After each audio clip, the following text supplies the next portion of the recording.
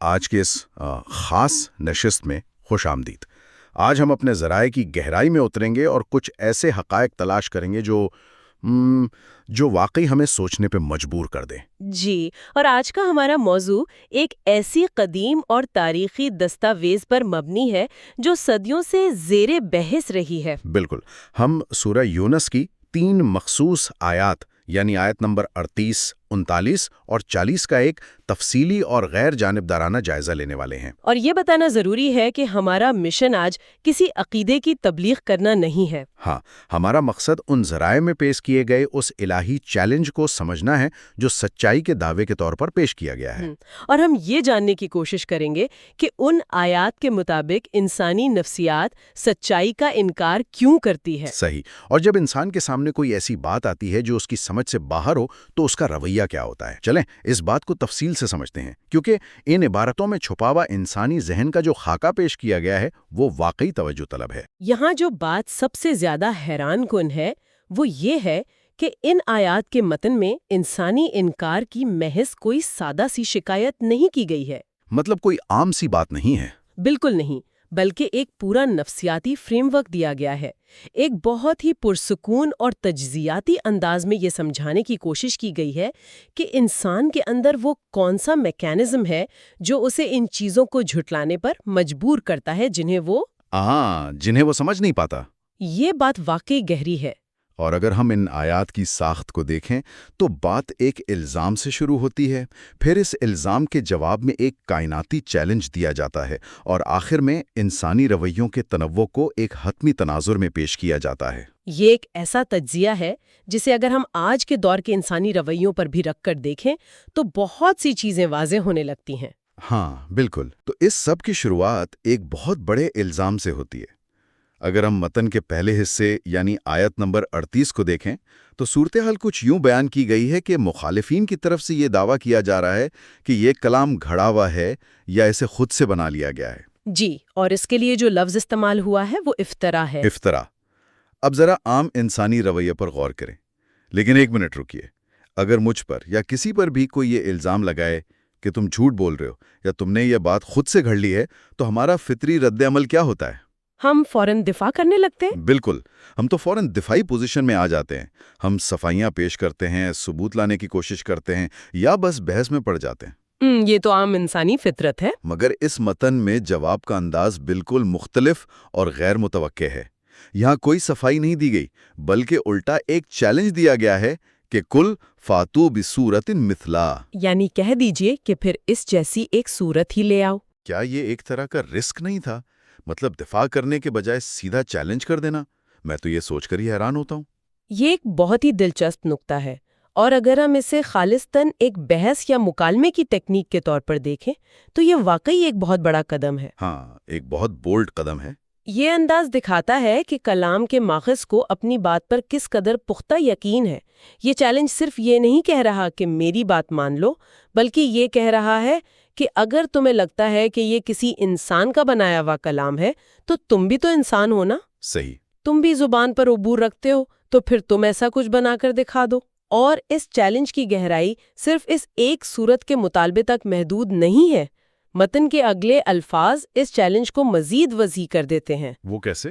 عبارت میں ہے وَادْعُوا مَنِ اسْتَطَعْتُم مِّن دُونِ اللَّهِ إِن كُنتُمْ صَادِقِينَ، یعنی اللہ کے سوا جس کو تم مدد کے لیے پکار سکتے ہو پکار لو اگر تم اپنے الزام میں سچے ہو۔ یہ دراصل مخالف کے کندھوں پر سارا بوجھ ڈال دینے والی بات ہے۔ یہاں بات واقعی بہت دلچسپ ہو جاتی ہے۔ ذرا اس منظر کا تصور کریں۔ متن کے مطابق ایک طرف وہ لوگ ہیں جو کہہ رہے ہیں کہ یہ سب من گھڑت ہے، اور دوسری طرف انہیں یہ کھلی چھوٹ دی جا رہی ہے کہ ٹھیک ہے، تم اکیلے نہیں بلکہ اپنے تمام ماہرین، اپنے تمام دانشوروں، شاعروں اور حمایتیوں کو اکٹھا کر لو۔ بالکل، اور جو مرضی وسائل استعمال کر لو۔ یہ تو بالکل ایسا ہی ہے جیسے آج کے دور میں کسی اوپن سورس سافٹ ویئر یا کوڈنگ کی دنیا میں کوئی کہے کہ یہ میرا بنایا ہوا سیکیورٹی سسٹم ہے اور میں دنیا بھر کے ہیکرز کو چیلنج کرتا ہوں کہ اپنی تمام ٹیمیں ملا کر اسے ہیک کر کے دکھا دو۔ زبردست مثال ہے۔ اس طرح کا چیلنج کوئی تبھی دے سکتا ہے جب اسے اپنے کام میں کسی خامی کا رتی برابر भी शुबा ना हो। جی، یہ اوپن سورس والی مثال اس صورتحال کو سمجھنے کے لیے بہت مناسب ہے۔ اس چیلنج کے ذریعے متن دراصل یہ ثابت کر رہا ہے کہ سچائی کو اپنے وجود کو منوانے کے لیے کسی جذباتی اپیل کی ضرورت نہیں ہوتی۔ سچائی خود بولتی ہے۔ وہ اپنی ساخت، اپنی دلیل اور اپنے وجود میں اتنی مکمل ہوتی ہے کہ وہ خود اپنے ناقدین کو دعوت دیتی ہے کہ آؤ اور میری خامی نکال کر دکھاؤ۔ اور چونکہ یہ چیلنج کسی خاص وقت یا شخص تک محدود نہیں کیا گیا، اس لیے عبارت کے مطابق یہ سچائی کو پرکھنے کا ایک مستقل اور حتمی معیار بن جاتا ہے۔ لیکن اب میرے ذہن میں ایک سوال ابھرتا ہے۔ جی بتائیے۔ ٹھیک ہے، چیلنج دے دیا گیا، یہ بھی واضح ہو گیا کہ یہ بہت پر اعتماد چیلنج ہے، مگر کیا انسان واقعی اتنے منطقی ہوتے ہیں؟ یہ ایک اچھا سوال ہے۔ اگر ایک چیز اتنی ہی واضح ہے اور کوئی اس چیلنج کو پورا بھی نہیں کر پا رہا، تو پھر لوگ اسے ماننے کے بجائے مسترد کیوں کرتے رہتے ہیں؟ مطلب وہ کون سی چیز ہے جو انسان کو ایک ایسی بات جٹلانے پر مجبور کرتی ہے جس کا وہ خود کوئی متبادل نہیں لا سکتا؟ اور یہی وہ مقام ہے جہاں یہ تفصیلی مطالعہ انسانی نفسیات کی گہرائیوں میں اترتا ہے۔ اس سوال کا تفصیلی جواب ہمیں اگلی آیت یعنی آیت نمبر 39 میں ملتا ہے۔ اچھا۔ اور اگر ہم نفسیاتی نقطہ نظر سے دیکھیں تو یہ ان آیات کا سب سے مضبوط حصہ ہے۔ متن کہتا ہے بل کذبوا بما لم یحیطوا بعلمہ، یعنی اصل بات یہ ہے کہ انہوں نے اس چیز کو جھٹلا دیا جس کا ان کے علم نے احاطہ نہیں کیا تھا۔ احاطہ نہیں کیا تھا؟ ہاں، یہ لفظ احاطہ بہت خاص ہے۔ احاطہ کرنے کا مطلب صرف جاننا نہیں ہے، بلکہ کسی چیز کو مکمل طور پر گھیر لینا، اس کے ہر پہلو پر گرفت حاصل کر لینا ہے۔ صحیح۔ متن کے مطابق لوگوں کے انکار کی بنیادی وجہ یہ نہیں تھی کہ ان کے پاس علم نہیں تھا، بلکہ وجہ یہ تھی کہ ان کا علم اس نئی معلومات کو مکمل طور پر پروسیس نہیں کر پا رہا تھا۔ یعنی مسئلہ حقائق میں نہیں تھا، بلکہ ان معلومات کو ہضم کرنے کی صلاحیت میں تھا۔ بالکل ایسا ہی ہے۔ یہ تو ہمارے روزمرہ کے رویوں سے بہت ملتا جلتا ہے۔ ہم انسانوں کی یہ عجیب سی عادت ہے کہ جو چیز ہمارے موجودہ ذہنی فریم ورک میں فٹ نہیں بیٹھتی، ہم اسے سمجھنے کی کوشش کرنے کے بجائے فوراً غلط قرار دے دیتے ہیں۔ جی، ہم فوراً دفاعی خول میں چلے جاتے ہیں۔ فرض کریں اگر ہم آج سے 200 سال پہلے کے کسی شخص کو بتائیں کہ ایک ایسی چھوٹی سی اسکرین ہوگی جس پر ہم دنیا کے دوسرے کونے میں بیٹھے شخص سے بات کر سکیں گے، تو وہ اسے یقیناً جادو یا جھوٹ کہہ کر مسترد کر دے گا۔ ہاں، کیونکہ اس کی محدود دنیا اور علم میں اس چیز کا کوئی احاطہ ہی نہیں ہے۔ تو کیا متن بھی اسی انسانی کمزوری کی طرف اشارہ کر رہا ہے؟ عین اسی کمزوری کی طرف۔ جب انسان کا محدود علم کسی بہت بڑی یا پیچیدہ سچائی کو اپنی گرفت میں نہیں لے پاتا، تو اس کی انا کے لیے یہ ماننا بہت مشکل ہوتا ہے کہ اس کی سمجھ چھوٹی ہے۔ بالکل، انا آڑے آ جاتی ہے۔ اس کا دفاعی میکانزم فوراً ایکٹیویٹ ہو جاتا ہے اور وہ اس سچائی ہی کو جھٹلا دیتا ہے۔ اور اسی رویے کی ایک اور تہہ کو کھولنے کے لیے اس عبارت کا اگلا حصہ آتا ہے، وَلَمَّا يَأْتِيهِمْ تَأْوِيلُ۔ تعویل، اس کا کیا مطلب ہے یہاں؟ اس کا مطلب ہے کہ ابھی تک ان کے سامنے اس کا انجام یا اس کی اصل حقیقت، جسے تعویل کہا گیا ہے، نہیں آئی تھی۔ لفظ تعویل کا عام طور پر مطلب تشریح لیا جاتا ہے، لیکن عربی لغت میں اس کا اصل مطلب کسی چیز کا اپنے آخری نتیجے تک پہنچنا، اس کا عملی طور پر ظاہر ہونا یا اس کی حتمی حکمت کا سامنے آنا ہے۔ یعنی آپ کا مطلب ہے کہ لوگ پوری پکچر دیکھنے کا انتظار ہی نہیں کرتے، وہ بس ایک سرسری سی نگاہ ڈالتے ہیں اور فیصلہ سنا دیتے ہیں؟ بالکل، انسان کی فطرت میں جو ایک جلد بازی ہے، یہ متن اسی کی نشاندہی کر رہا ہے۔ ہم چاہتے ہیں کہ ہر چیز کا مطلب اور نتیجہ ہمیں فوراً سمجھ آ جائے، جیسے کوئی شارٹ کٹ ہو۔ ہاں، مثال کے طور پر جیسے کوئی شخص ایک بیج بوئے اور اگلے دن زمین کھود کر دیکھے کہ درخت تو نکلا ہی نہیں، اور یہ کہہ کر زراعت کے پورے عمل کو جھوٹا قرار دے دے۔ یہ تو بڑی بے وقوفی والی بات لگے گی۔ ہاں، لیکن اس نے دراصل اس بیج کی تعویل یعنی اس کے درخت بننے کا انتظار ہی نہیں کیا۔ متن کے مطابق جن لوگوں نے اس کلام کو جھٹلایا، انہوں نے اس کے مقاصد، اس کی گہرائیوں اور اس کے مستقبل کے اثرات کو دیکھا ہی نہیں تھا۔ انہوں نے جلد بازی کی۔ جی، انہیں فوراً بات سمجھ نہیں آئی، انہوں نے انتظار کرنے کی زحمت نہیں کی اور بس جھٹلا دیا۔ یہ سن کر تو ایسا لگتا ہے جیسے یہ صدیوں پرانا متن آج کے سوشل میڈیا دور کے انسان پر تبصرہ کر رہا ہے۔ بہت حد تک۔ آج کے دور میں جہاں ہم ایک خبر کی ہیڈ لائن پڑھتے ہیں، پوری کہانی جانے بغیر پوری صورتحال یا اس کا حتمی نتیجہ سامنے آنے سے پہلے ہی اپنی عدالت لگا کر فیصلہ سنا دیتے ہیں۔ یہ جلد بازی، یہ تعویل کا انتظار نہ کرنے کی عادت انسان کی بہت بڑی کمزوری معلوم ہوتی ہے۔ بالکل صحیح فرما رہے ہیں۔ لیکن کیا یہ رویہ صرف اس مخصوص گروہ تک محدود تھا جس کا اس متن میں ذکر ہے، یا یہ کوئی وسیع تر انسانی مسئلہ ہے؟ اگر ہم اسے بڑی تصویر سے جوڑ کر دیکھیں تو متن اس بات کو صرف اس ایک دور تک محدود نہیں رکھتا۔ آیت کا اگلا حصہ اس رویے کو ایک واضح تاریخی تسلسل کے ساتھ جوڑتا ہے۔ کس طرح؟ عبارت کہتی ہے کذالک کذب الذین من قبلہم، یعنی اسی طرح ان لوگوں نے بھی جھٹلایا تھا جو ان سے پہلے تھے۔ یہ ایک ایسا پیٹرن ہے جو متن کے مطابق انسانی تاریخ میں بار بار دہرایا گیا ہے۔ مطلب یہ ایک تاریخی تسلسل ہے۔ جی، پچھلی قوموں کے سامنے بھی جب کوئی سچائی، کوئی نیا نظریہ یا کوئی الہی پیغام آیا جس کا وہ احاطہ نہیں کر سکے اور جس کی تعویل کا انہوں نے صبر سے انتظار نہیں کیا، تو انہوں نے بھی عین یہی رویہ اپنایا تھا۔ اور پھر اس کا نتیجہ کیا ہوا؟ پھر اس رویے کا نتیجہ کیا بتایا گیا؟ فانظر کیف کان عاقبۃ الظالمین، تو دیکھو ان ظالموں کا کیسا انجام ہوا۔ یہاں ایک لفظ پر میں رکنا چاہوں گا، ظالمین۔ جی، ہم عام طور پر ظالم اسے کہتے ہیں جو کسی کو مارتا پیٹتا ہے یا کسی کا حق چھینتا ہے، لیکن یہاں تو بات جھٹلانے اور انکار کرنے کی ہو رہی ہے۔ تو انہیں ظالم کیوں کہا جا رہا ہے؟ کیا محض ایک بات کو نہ سمجھ پانا اور رد کر دینا ظلم کے زمرے میں آتا ہے؟ یہ بہت کلیدی سوال ہے۔ عربی زبان میں ظلم کا بنیادی مطلب ہے کسی چیز کو اس کی اصل اور درست جگہ سے ہٹا دینا۔ اچھا، تو یہ اس کا لغوی مطلب ہے؟ جی، جب کوئی شخص سچائی کو تسلیم کرنے کے بجائے اپنے ادھورے علم اور جلد بازی کی بنیاد پر اسے مسترد کرتا ہے تو وہ دراصل حقیقت کو اس کے مقام سے گرا رہا ہوتا ہے۔ سمجھ گیا۔ وہ نہ صرف اپنے آپ کو حقیقت سے محروم کر کے خود پر ظلم کر رہا ہوتا ہے، بلکہ وہ معاشرے میں ایک ایسا رجحان بھی پیدا کرتا ہے جہاں حقائق کے بجائے جہالت اور ضد کو فروغ ملتا ہے۔ یہ واقعی ایک معاشرتی نقصان ہے۔ عبارت کے مطابق یہ تاریخی پیٹرن یہ بتاتا ہے کہ جب بھی انسانوں نے کائنات کے اصولوں اور سچائیوں کو اپنی محدود سمجھ کی بنا پر مسترد کیا تو اس کا نقصان خود انہی کو اٹھانا پڑا، کیونکہ سچائی تو اپنی جگہ اٹل رہتی ہے۔ یہ نقطہ واقعی گہرا ہے کہ سچائی کو اس بات سے کوئی فرق نہیں پڑتا کہ کوئی اسے مان رہا ہے یا نہیں، اور شاید اسی لیے جب ہم متن کے آخری حصے یعنی آیت نمبر 40 پر آتے ہیں تو اس کا لہجہ اچانک بہت بدل جاتا ہے۔ بالکل، ایک عجیب سا سکون اور موروثیت نظر آتی ہے۔ یہ آیت بتاتی ہے کہ وَمِنْهُمْ مَن يُؤْمِنُ بِهِ وَمِنْهُمْ مَن لَّا يُؤْمِنُ بِهِ، یعنی ان میں سے کچھ ایسے ہوں گے جو اس پر ایمان لائیں گے اور کچھ ایسے ہوں گے جو اس پر ایمان نہیں لائیں گے۔ صحیح۔ مطلب اتنی بڑی بحث، اتنا بڑا چیلنج دینے کے بعد متن کتنے پرسکون انداز میں یہ اعلان کر رہا ہے کہ ہر کوئی پھر بھی نہیں مانے گا۔ یہاں کوئی پریشانی یا زبردستی نظر نہیں آتی۔ اور یہی اس پورے فریم ورک کا سب سے حیران کن پہلو ہے۔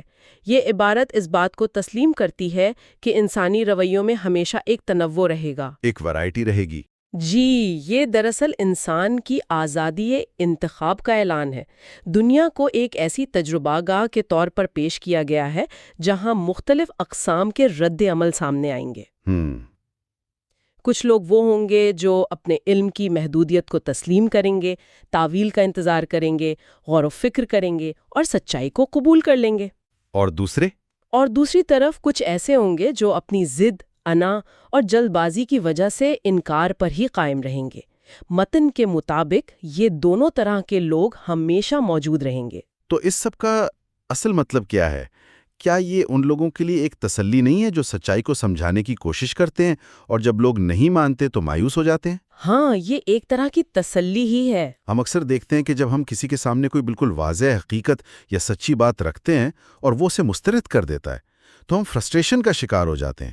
ہم سوچتے ہیں کہ یہ اتنی صاف بات ہے، انہیں سمجھ کیوں نہیں آ رہی؟ بالکل، ہم پریشان ہو جاتے ہیں۔ لیکن یہ متن تو جیسے اس دباؤ کو مکمل طور پر ختم کر رہا ہے کہ سب کا ماننا ضروری ہے۔ بالکل درست۔ یہ عبارت واضح کر رہی ہے کہ حقائق کو کسی اکثریت کی محتاجی نہیں ہوتی، اور اس سے بھی بڑھ کر یہ آزادی انتخاب کا حتمی فیصلہ کس پر چھوڑا گیا ہے وہ بھی دیکھنے لائق ہے۔ جی، وہ کیا ہے؟ آیت کا آخری حصہ کہتا ہے اور وَرَبُّكَ أَعْلَمُ بِالْمُفْسِدِينَ، اور تمہارا رب ان فساد کرنے والوں کو سب سے بہتر جانتا ہے۔ یہاں فیصلہ ایک اعلیٰ ترین ہستی پر چھوڑ دیا گیا ہے۔ جی، ایک حتمی علم رکھنے والی ذات پر۔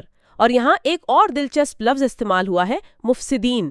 مفسد کا مطلب ہے فساد پھیلانے والا، بگاڑ پیدا کرنے والا۔ اب یہاں بھی وہی سوال پیدا ہوتا ہے جو میں نے ظالمین کے بارے میں پوچھا تھا۔ ایک شخص محض کسی بات کو ماننے سے انکار کر رہا ہے تو وہ فساد کیسے پھیلا رہا ہے؟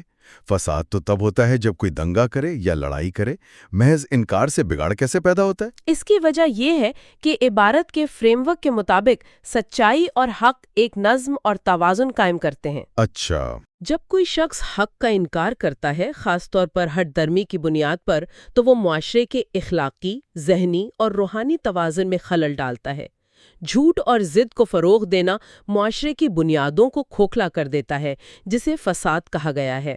یہ واقعی بہت گہری بات ہے۔ اور چونکہ حتمی علم صرف اس ذات کے پاس ہے جس کا ذکر اس متن میں ہے، اس لیے وہی بہتر جانتی ہے کہ کس شخص کا انکار محض ناسمجھی کی وجہ سے تھا اور کس شخص کا انکار جان بوجھ کر اندرونی بغض اور معاشرے میں بگاڑ پیدا کرنے کی نیت سے تھا۔ یعنی نیت کا فیصلہ انسان نہیں کر سکتا؟ بالکل، یہ فیصلہ انسانوں کو ایک دوسرے کے خلاف نہیں کرنا، بلکہ یہ ایک اعلیٰ عدالت پر چھوڑ دیا گیا ہے۔ تو اگر ہم آج کے اس پورے تفصیلی مطالعے کو سمیٹنے کی کوشش کریں تو ہم نے دیکھا کہ کس طرح آغاز میں ایک الزام کا ذکر تھا جس کا جواب کسی صفائی کے بجائے ایک انتہائی کھلے اور پر اعتماد چیلنج سے دیا گیا۔ جی بالکل۔ پھر ہم نے ان آیات میں پیش کیے گئے نفسیاتی پہلوؤں پر بات کی کہ کس طرح انسان اپنے محدود علم یعنی مکمل احاطہ نہ کر پانے کی وجہ سے حقائق کو مسترد کرتا ہے، اور کس طرح وہ چیزوں کے حتمی نتائج یا تعویل کا انتظار کیے بغیر